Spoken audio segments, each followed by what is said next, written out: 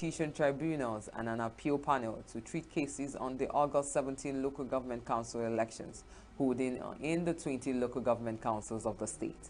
The Chief Registrar Bauchi State High Court, Hajia Abubakar, who stated this at a news conference in Bauchi, said the state Chief Judge, Justice Rabi Omar, has sworn in the chairmen and members of the petition tribunals as well as the appeal panel. Abubakar said the action was in tandem with the provision of the Bauchi State Electoral Law 2008, which empowered the Chief Judge to carry out the task. According to Abubakar, the tribunal will commence sitting on August 19, adding that the court would have 3 centers at Bauchi, Ningi, and Azare, and would be headed by Magistrate Garba Kundak for Bauchi North Senatorial Zone, Magistrate Ismail Adam, Bauchi Central Senatorial Zone, and Magistrate Safiya Salihu, Bauchi South Senatorial, while the appeal panel will be headed by Justice Mohammed Sambo. The newly elected executive of the Artisan Association of Nigeria, Ebonyi State Chapter, has been inaugurated in Abakaliki, the Ebonyi State capital. I'm so glad. So I also may I use the opportunity to appreciate His Excellency, Brother Francis Ogoniawu, who is doing well in Ebonyi State by empowering all Ebonyi artisans. I say thank you so much. Representatives of the Bank of Industry, National Directorate of Employment and Industrial Training Fund enumerated the training opportunities and facilities available for artisans in the state. We support them. One of the things I keep saying that the governor loves artisans. The ongoing empowerment of Ebonyans, we gave them 50 slots.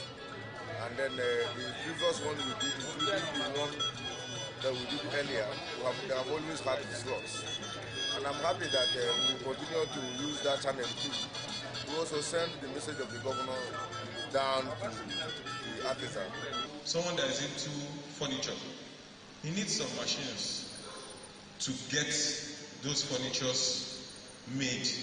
So with us in the picture, we can assist you to get those equipment that you're looking for, those machines. But it comes as a loan at low interest rate. So I advise every one of us to look for something to do. That is exactly what we are doing in NDE, job creation, to make sure that everybody, there is something that you are doing, you are not waiting for government alone. The national president of the association, Pastor Friday Wednesday, tasked them to live up to the demands of their position, urging them to improve, innovate, and create an environment that will reposition the state to be economically viable. We have a mind of upskilling artisans in almost 23 areas, but it has to be in batches. We have plumbing, we have carpentry, we have welding and fabrication, and solar and all whatnot. Ebonyi State Governor Francis Nwifuru, represented by the Commissioner for Skill Development and Job Creation, Oku Oko Udu, described artisans and small-scale business owners as the backbone of every thriving economy. He assured of the commitment of his administration to provide the enabling environment that will enable them to compete favorably with artisans in Aba and Abia states. The governor indeed recognizes that artisans is the future of every state. And that is why, if you look at the state at large, you know that the governor has done tremendously well in empowering people to become skillful. That is why, without artisans, even the high rate of unemployment will continue. The new president of the association, Comrade Francis Nweboin, said the executive members are ready to take their activities to greater heights, in line with Governor Francis Nwifuru People Charter of Needs mantra. I want to assure His Excellency and the members of the artisan that in as much as skill is concerned, we are going to build of all the members, both the people who are in school and the people who are out there that are not in school, into skill acquisition. The high points of the event were the presentation of awards of honor to Governor Nwifuru and issuance of certificates to the elected executive. Coming up, experts advocate for sustainable interventions to address adolescents' health challenges. Yobe converts 63 boreholes to solar. Stay with us.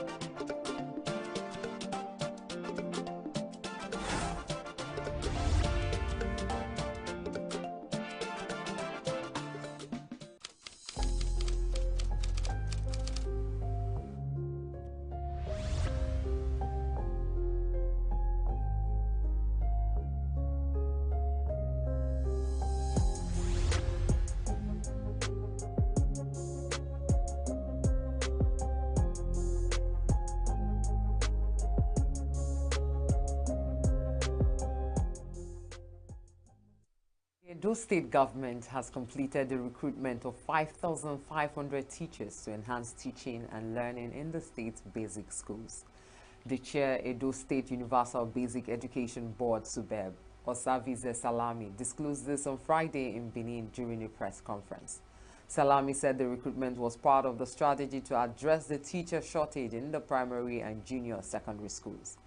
According to her, the recruitment process was rigorous, with 19,931 applications received and 16,038 selected for computer-based tests and interviews. Salami said that Governor Obaseki's commitment to education reform, popularly known as Edo Best, had positioned the state as a leader in Nigeria with a focus on improving learning outcomes for approximately 400,000 children. She described the recruitment exercise of 5,500 teachers as a significant step towards achieving the goal. The newly recruited teachers, she said, have been deployed to schools across the state based on the observed gap to ensure every child had access to high-quality education. The National Youth Service Corps has demobilized 54 graduates that were illegally mobilized for youth service by the University of Calabar. The Director General, Brigadier General Yushau Ahmed, disclosed this in a statement issued in Abuja on Saturday, said the demobilized candidates will be prosecuted accordingly. Ahmed said the action is in line with the scheme's continuous effort to prevent unqualified graduates from getting the NYSC Certificate of National Service. He said that 19 candidates among them that initially registered online for mobilization have been prevented from service, while 4 certificates of national service for other culprits were not produced by the scheme.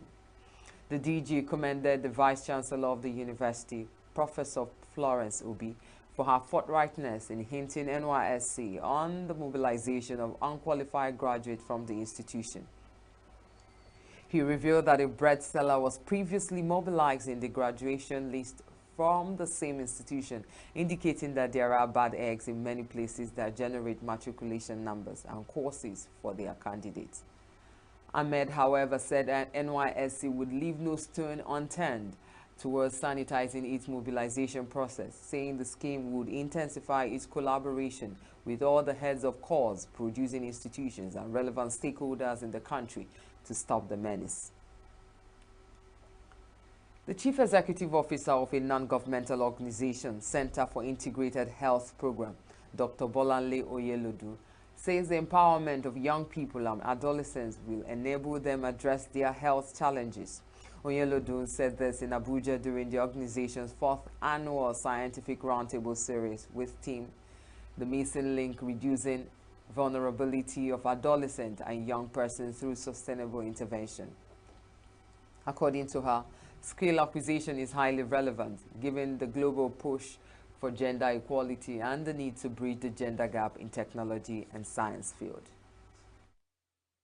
We've started what we call a business incubation hub, where young people are able to learn not just skills in terms of how they can improve their economic life, but also life skills in terms of how they can deal with the challenges of life. We have started what we call the STEM hub, which is the acronym for science, tech, engineering and mathematics, to get young girls interested in science and technology, because that's where the world is. That's the future of the world. That's the future of Nigeria, and get them interested sufficiently so that they can take it on as a future course or as something that they can do to earn money. We're not just doing that, we're also looking at empowering them with life skills so they know about self-esteem, they know about public speaking, they know about dealing with other people, they know about relationships, they know about their psychology, how can they address mental health issues, because we know the pressure of society right now is a lot on them. So we were able to successfully launch the first center. We also have what we call the Cool Girls app, which is like an application which is very interactive, where they ask all sorts of questions. They discuss all sorts of issues. I've been like a fly on the wall on that app, and I can tell you the things I've read there. You should read it. We all have a collective responsibility to look at how to empower the young person so that he or she can actually stand very well in society. So as a country, we need to say we have an epidemic where we're not addressing the needs of our young people, where we're not looking at their intersecting vulnerabilities. If they're in school, let's keep them in school. The ones that are not in school, we have to find them and make sure they are in school. We see a lot of young people on the streets. We see a lot of adolescents, pre-adolescents who are out of school. They also become young people as they grow up with no skills, with no future in sight. So we need to collectively begin to look at harnessing those resources, channeling them in the right path, making sure we bring our policies to life, and making sure that the laws that are there are implemented to strengthen them. She said that there was lots of disparities between men and women in the tech world, noticing that women and girls often face more challenges in entering and succeeding in many fields. Onyelodu said the launch of the Cool Girls app, a platform where girls can discuss various issues, will go a long way to address adolescents' issues.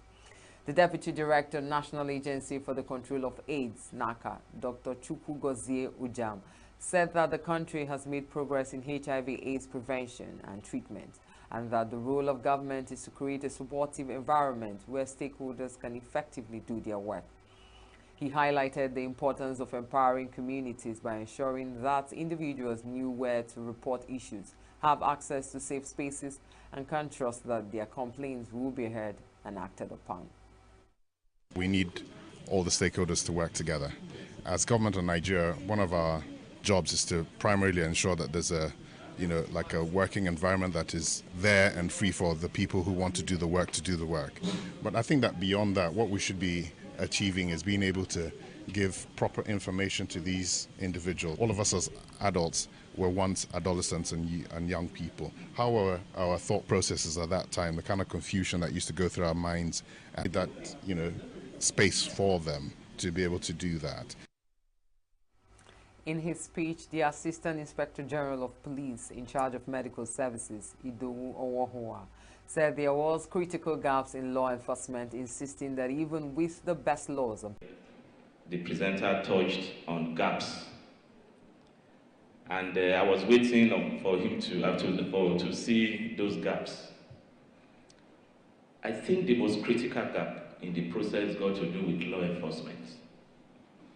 You may put on laws, you may put on policies, if the law enforcement component is not strong, if they do not have the capacity to understand the depth of problems, I doubt if we can find a sustainable solution.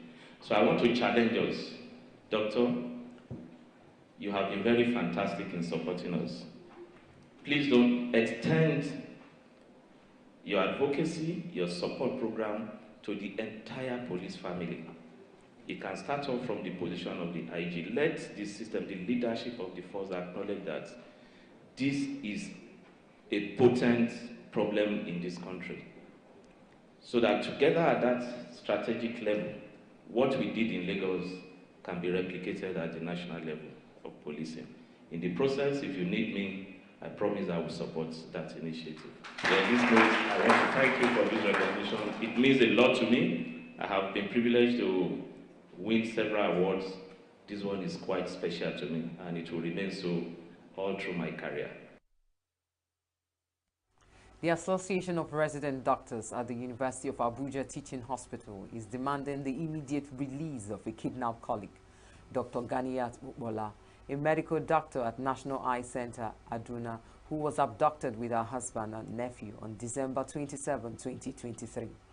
The president of the association, Dr. Abba Innocent, in a statement in Abuja, called on the management of the hospital and the federal government to intervene for a quick release of their member.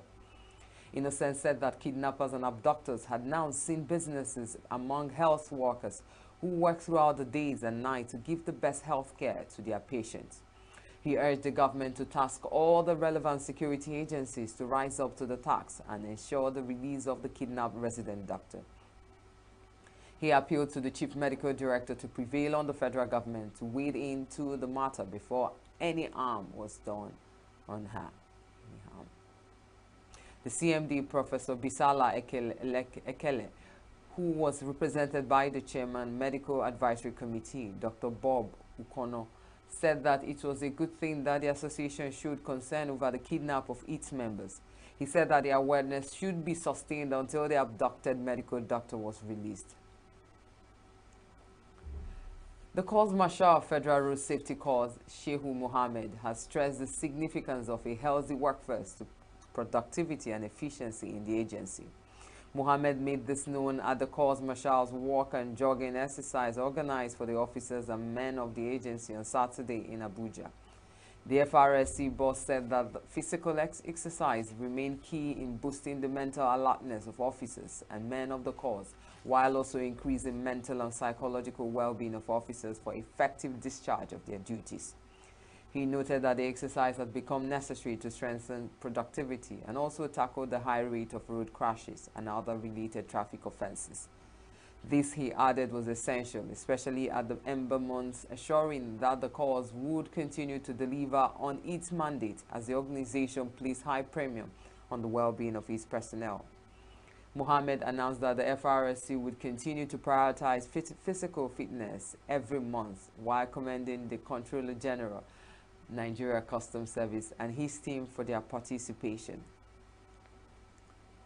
President of the Ijaw National Congress, INC, Professor Benjamin Okaba, has called for urgent measures from government, global community, and regulatory agencies to address environmental degradation in Ijaw land. Okaba, who made the call, drew attention to the dilapidated oil facilities in Ijaw land and the Niger Delta, and catalogued the human and environmental woes that have plagued the Ijaw people since the discovery of oil in the region.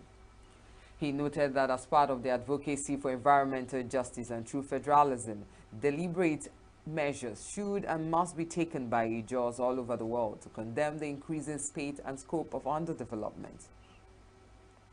The INC president also referenced the sordid state of Ijaw land as copiously captured in a commissioned document titled Environmental Genocide, counting the humanitarian and environmental cost of oil and gas production in Bayelsa. He appealed for speedy intervention and rescue by well-meaning international human rights institutions in the world before the situation gets out of hand.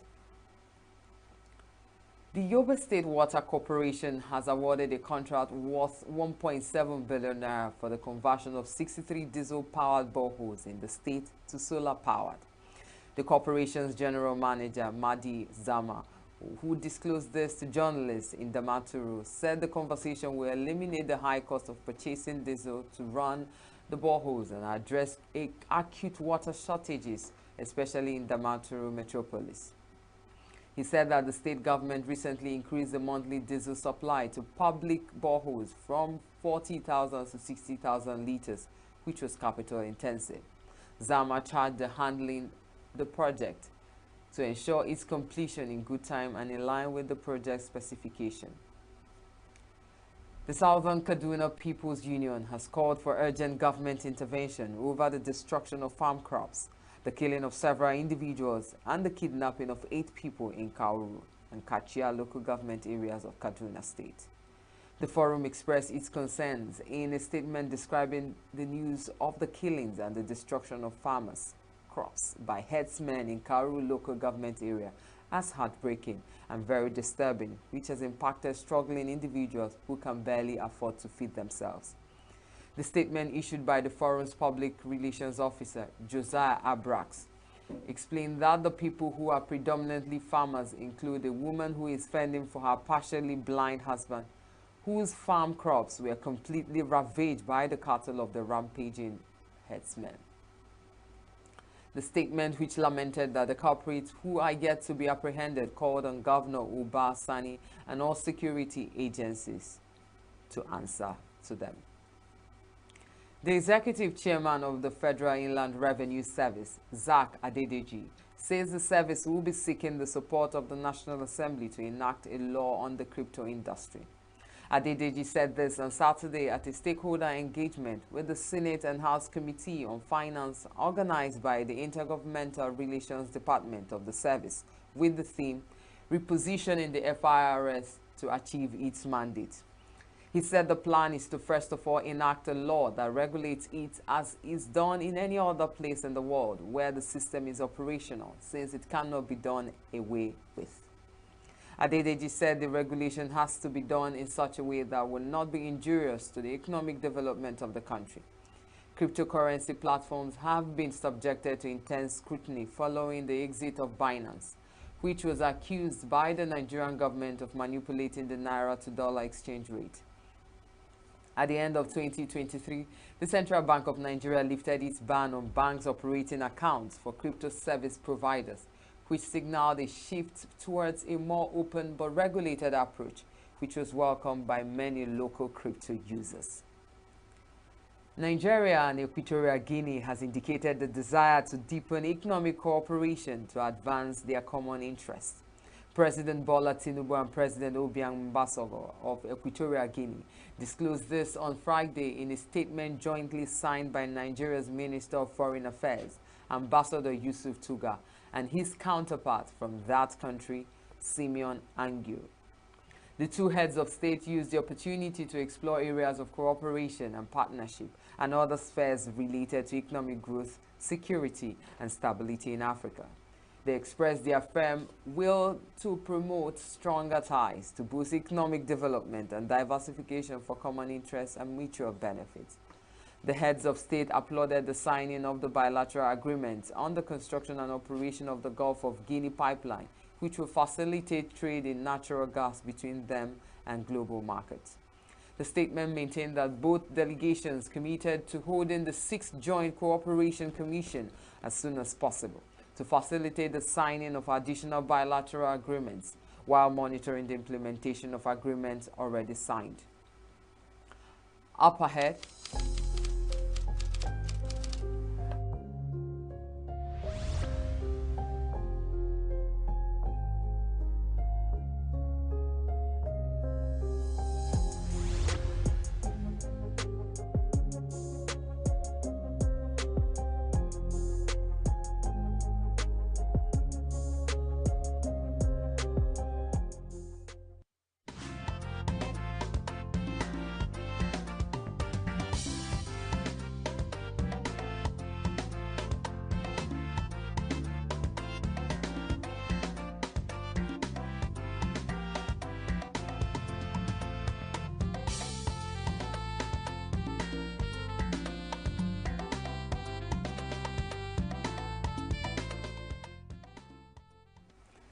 French Foreign Minister Stéphane Séjourné held talks with his Egyptian counterpart, Badr Abdelati, on Saturday at Tahrir Palace in Cairo, stating that all parties must quickly implement a ceasefire agreement. Gaza's ceasefire talks in Doha paused on Friday, with negotiators to meet again next week seeking an agreement to end fighting between Israel and Hamas and free remaining hostages. In a joint statement, the U.S., Qatar, and Egypt said Washington had presented a new proposal that built on points of agreement over the past week, closing gaps in a way that could allow rapid implementation of a deal. A Roscosmos cargo spacecraft arrived at the International Space Station on Saturday to deliver food, fuel, and other supplies for the crew there, which includes 2 NASA astronauts stuck on the station due to safety concerns over the Boeing Starliner capsule meant to take them home. NASA said the unpiloted Progress 89 spacecraft arrived at the aft port of the Russian Zvezda service module around 6 a.m. It launched Wednesday on a Soyuz rocket from the Baikonur Cosmodrome in Kazakhstan. According to NASA, the Roscosmos spacecraft delivered about 3 tons of supplies for the crew aboard the International Space Station and will remain docked for approximately 6 months before departing for re-entry into Earth's atmosphere to dispose of trash. The space station is currently hosting the Expedition 71 crew, as well as the first 2 astronauts to fly Boeing Starliner capsule, Butch Wilmore and Suni William. Their test mission was initially expected to last about 8 days on the station, but has been drawn out by issues with Starliner's propulsion system that have increasingly called into question the spacecraft's ability to safely return them to Earth as planned. NASA officials recently said the 2 astronauts who arrived on the International Space Station in June could return on SpaceX Crew Dragon in February 2025 if Starliner is still deemed unsafe to return to Earth. Ukrainian soldiers rotating out of Russia's Kursk region says the incursion was tough, but worth it. Speaking to newsmen from the roof of a Western-supplied M109 Paladin howitzer, a soldier said that the Kursk nuclear power plant will be theirs. A soldier from another unit stated that the situation in Kursk region was getting more difficult after his armored vehicle hit a mine and had to return to Ukraine territory for repairs. The Kursk nuclear power station supplies a major chunk of southern Russia's electricity and lies 60 kilometers from the border with Ukraine. Ukrainian Army Chief Alexander Syrsky said Kyiv's forces were advancing between 1 and 3 kilometers in some areas in the Kursk region, 11 days since beginning an incursion into Russia. Official Palestinian news agency Wafa reported on Saturday that at least 15 Palestinians were killed and dozens wounded in an Israeli strike in the Gaza town of Zawiyah. The Israeli ministry said it was aware of reports of 15 people killed in a Gaza airstrike and was looking into them. Israel's military spokesperson in Arabic posted instructions on X for people in parts of central Gaza, including in Magazis district, which is near Zawida, to evacuate to a designated humanitarian zone. He said militants were firing rockets from those locations and that the military was preparing to act against them. The United Nations Office for the Coordination of Humanitarian Affairs, OCHA, said Friday's orders, which also included others areas of the enclave outside the humanitarian zone, had affected around 170,000 displaced people. Most of Gaza's 2.3 million population has been displaced by the 10-month-old Israeli offensive, which has laid waste to much of the enclave. The war was triggered on October 7th when the militant Islamist group Hamas attacked Israel, killing 1,200 people, mostly civilians, and taking about 250 hostages, according to Israeli tallies. Israel's subsequent military campaign has killed more than 40,000 Palestinians, most of them civilians, according to Gaza health authorities, while Israel has lost 330 soldiers in Gaza and says at least a third of the Palestinians dead are fighters. Buildings lay in ruin and personal belongings were scattered amidst the debris after an Israeli strike on Nabatea in southern Lebanon in the early hours of Saturday. The strike killed 10 people, including 2 children, while another 5 people were wounded. Agency report says the victims were all Syrian citizens and that a final toll of the strike will be announced after DNA tests were conducted to determine the identity of the victims. The Israeli military said the airstrike targeted a weapons depot used by Hezbollah militants. The engineer working on the site said that the establishment was for metal trade and that it was a civilian establishment that had nothing to do with the military purposes. The strike came after ceasefire talks between Palestinian Islamist group Hamas and Israeli in Doha paused on Friday, with negotiators due to meet again next week. The Palestinian health minister on Saturday said the ministry had detected the first confirmed case of polio in the Gaza Strip in the city of Deir al-Balah for a 10-month-old baby who had not received the necessary polio vaccination dose. Minister of Health Majid Abu Ramad urged the international community to demand a ceasefire in order to vaccinate hundreds of children. We declare today that there have been a case of active poliomyelitis recorded in Gaza Strip. The case involves a child, actually a newborn. He is only 10 months old, and he never had the chance to get his vaccination before, because as you all know, due to the war, due to the destruction of most of our health facilities, this child never been given the chance to get 2 drops of the polio vaccination.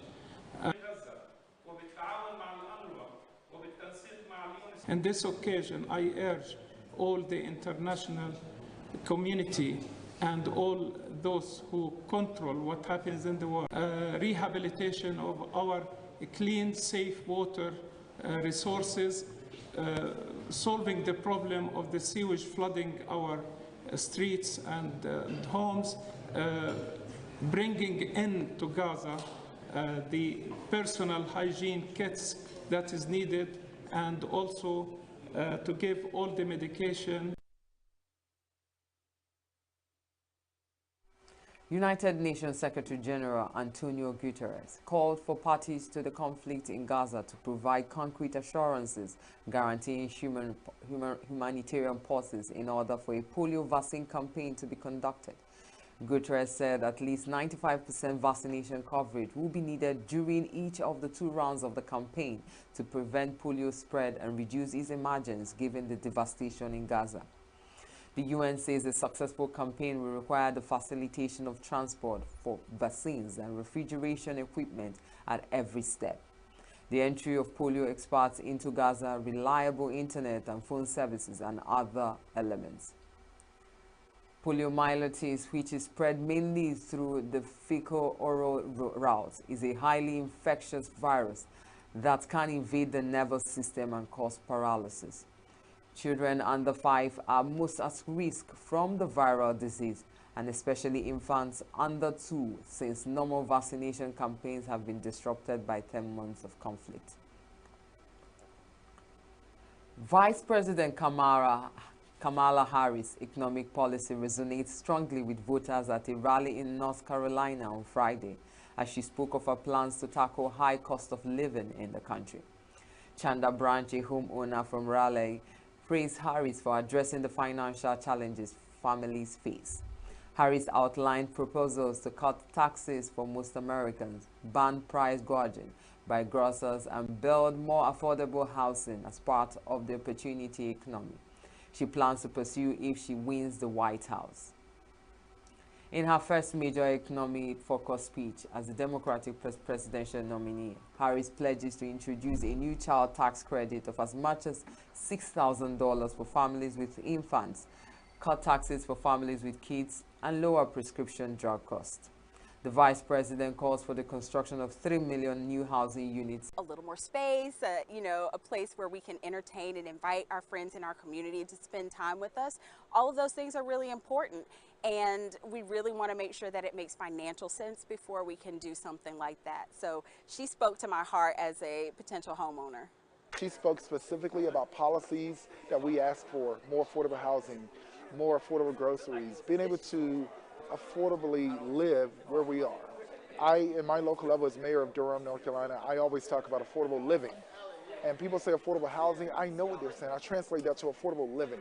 And today her policies address that specifically. So today she spoke to the people. Oh my God, it was an amazing speech, because she addressed concerns mainly of the middle class, and the middle class supports all of the classes. She addressed the rising costs of groceries And she realized what I always thought, that it's not inflation, but clout scouting. She addressed prescription drugs, gas, all of the things that really matter to working class people, keeps the working poor. She's in tune with the people, and you know, she has a heart for service. She actually cares, and you can see that in her action, in her body language, and it all. She's bringing joy and excitement back to people who are sort of giving up hope. She has given us the roadmap to economic opportunity. She has a vision. You know, leaders have visions. That's what she's showing America, that this is what we need to do. And let's don't leave anybody out. People are struggling, and she knows that. She's been a part of that in her life. And so she is helping us understand the middle class needs to also have those opportunities. Real Madrid manager Carlo Ancelotti said on Saturday that he is considering allowing players to go on short holidays during the season because of concerns about the congested fixture schedule. On the eve of their La Liga season debut at Mallorca, Ancelotti said that the steady increase in regional and international games on the calendar was taking its toll on players. Ancelotti told a news conference that the players need rest and holidays, and that the club is thinking about giving individual holidays to the players during the season. We are thinking about giving in-season breaks, give a week off for a player so he can go and stay with his family, especially international players who have very little rest because they usually don't get even a day's holiday in international breaks. He said his staff were already looking at the 2025-2026 season, with the 2026 World Cup in June and July in Canada, Mexico, and the United States putting extra demands on the international players.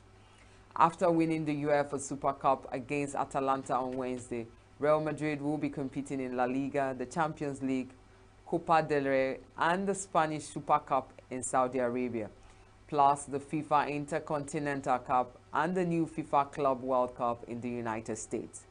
The packed calendar has been a source of concern and heated debate in world of soccer over the last few years, with the Professional Footballers Association (PFA) warning World Soccer's governing body FIFA in May that they were ready to go on strike over concerns that the playing calendar is overloaded. And that's the news this hour. I am Chomalina Jean. Thank you for watching.